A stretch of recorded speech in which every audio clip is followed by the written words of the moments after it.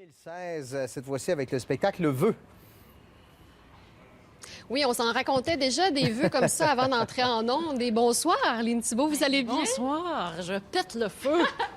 Votre spectacle, vous venez nous le présenter dans un mois du côté de Lévis, au vieux bureau de poste. Et ça mange quoi en hiver, le vœu? Le vœu, c'est une belle création que j'ai démarrée l'année dernière. Il y en a qui l'ont vu au Palais Montcalm. Il y en a même que c'était trop plein puis qui n'ont pas pu rentrer.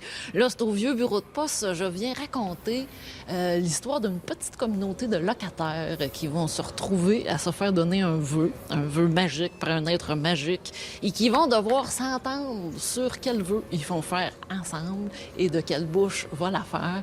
Et c'est inspiré de l'univers des blocs appartements où moi j'ai grandi, parce que moi, je suis pas une fille de fin fondrant. Je suis une condeuse de blocs, puis dans ce spectacle-là, je me paye la traite dans ce sens-là. Bien, je pense qu'on a le goût d'en écouter un petit extrait. Parce qu'en 1995, on était un bloc qui se pouvait. Quotidiennement, on brûlait nos toasts, on faisait sauter nos breakers, puis si on utilisait tous nos séchoirs en même temps, on pouvait même faire baisser les lumières de la rue. Bon, on s'entend que c'était bien trop court, là. C'est en février qu'on va en entendre plus de cette histoire qui va être traditionnelle, contemporaine aussi, on comprend.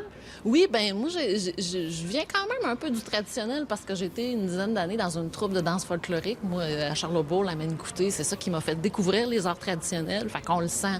Je fais de la podorythmie dans tout ça. J'ai des petits instruments, l'harmonica, la guimbarde. C'est une mise en scène de Michel Faubert, conteur, s'il en est un, et charbonnier de l'enfer. Fait qu'on sent le rythme festif quand même du traditionnel avec un univers plus contemporain.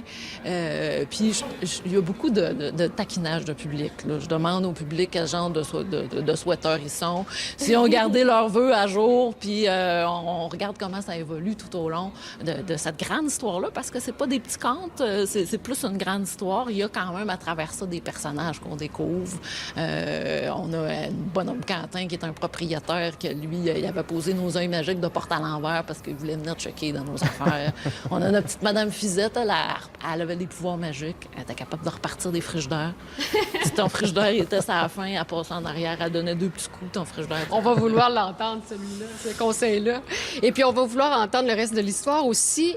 On va traverser beaucoup d'émotions, je pense, avec Arline. C'est du côté du vieux bureau de poste, je vous le rappelle.